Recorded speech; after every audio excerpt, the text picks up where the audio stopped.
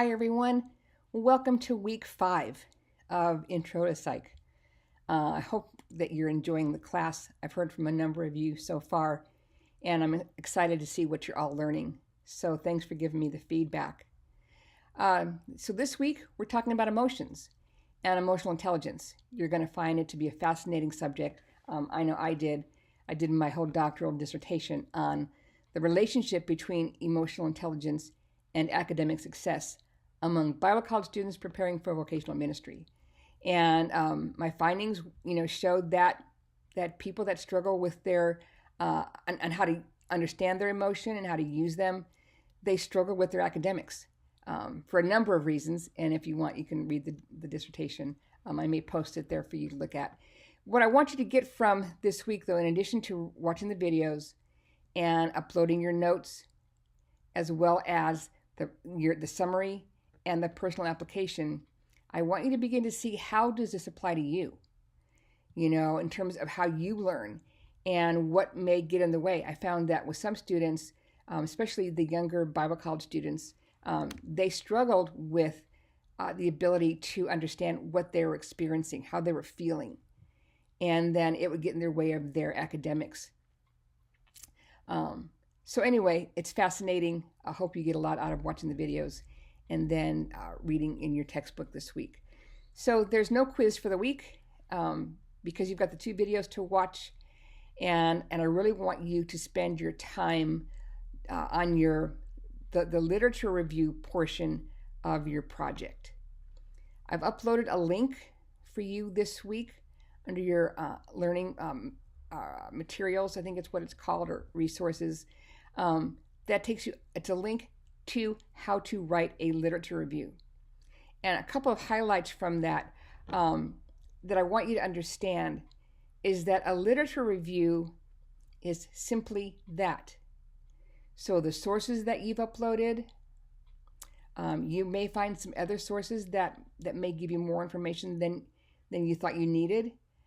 It's not uncommon at all for students to add sources, to change some of their sources. As long as those are all included in the final portion of your project, that's okay. You had at least something to get you started. And that's my intention all along with this kind of an assignment, is to give you sections to work on. I give you feedback. We go back and forth. And then I change your grade once the final one is submitted. So even though you make it a 0 or you may get less than what you would like, don't get freaked out by that. As we communicate and you resubmit items, then once it's final and we're both satisfied with what you've done, then I change the grade. So again, you should be okay. So with the literature review, and you're looking at the sources, you're reading other people's studies. So basically, you're reading what other people have done that you're now doing. You're replicating research, and you're doing that by conducting your surveys. People will respond in certain ways, and from how they respond, you will draw conclusions. And then in the next part of your paper, you're going to write about those conclusions, but you don't write about them yet. You're basically looking at, this is what Smith and Wesson wrote on this topic, and these were their results in research. And so you'll use the phrase frequently, in research conducted by so and so and so and so, it was found that XYZ, or Jones and Jones, or Jones and Smith suggested that this is what happens. You will not use I language because you're not writing about yourself. You're writing about what other authors have found in their research. And you do not include the book name. I know some students, in their attempt to fill space, they'll write things like, Sue Smith wrote a book on XYZ. It was called, here's the name, and it was written to blah, blah, blah. And her results are, no, just, Smith wrote, and then your publication, suggests that this is what she found. Okay, so part of that is just learning how to write more scholarly. And again, I'll give you feedback on that. So with the literature review, again, don't worry about it. I understand this is new territory for just about all of you. And so relax, okay?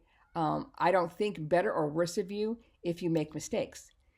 And if you're struggling to make me happy, then we have another discussion to have, okay? I'm more concerned about what you're learning than in you doing it perfectly, all right? So again, I've given you some examples.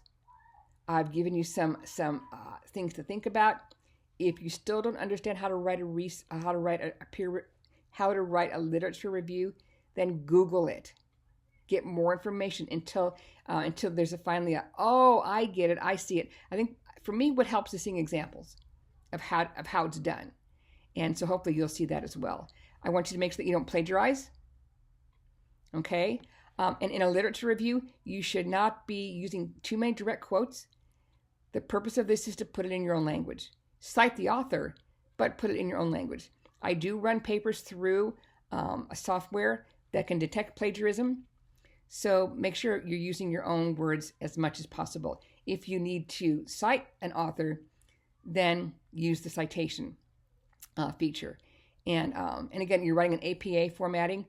So again, look at what that looks like when you cite within text. And I've said this before. When you cite within text, it's author's last name, comma, year of publication. And that's all in parentheses. Okay, if you use an exact quote, then you can include the page number. But it's author's last name, not the whole name, last name, comma, year of publication, and page number if you're using quote marks. All right, so that's just a little bit on how to write APA style. And then at the very end, under your references, then you alphabetically put down the references that you used. My strong suggestion is that you use sources within the last 10 years. It just gives you the most relevant information. I believe I've said that before, so pay attention to that. And you should have a great week. So I will be grading some more at the beginning of this week, tomorrow, or actually this is Sunday, so I'll be doing more grading tomorrow and get back to you. I know some of you have sent me emails, and I've been sick all week, or less part of this week, and so I haven't been doing much. And I know some of you have been sick as well. So we have grace for each other, and hopefully you're going to enjoy the week. All right, again, any questions at all that you may have, please feel free to reach out. I'm here for you, and I will answer them to the best of my ability, and I'll get back to you as soon as I can. And that's it, you guys. All right, have a great week.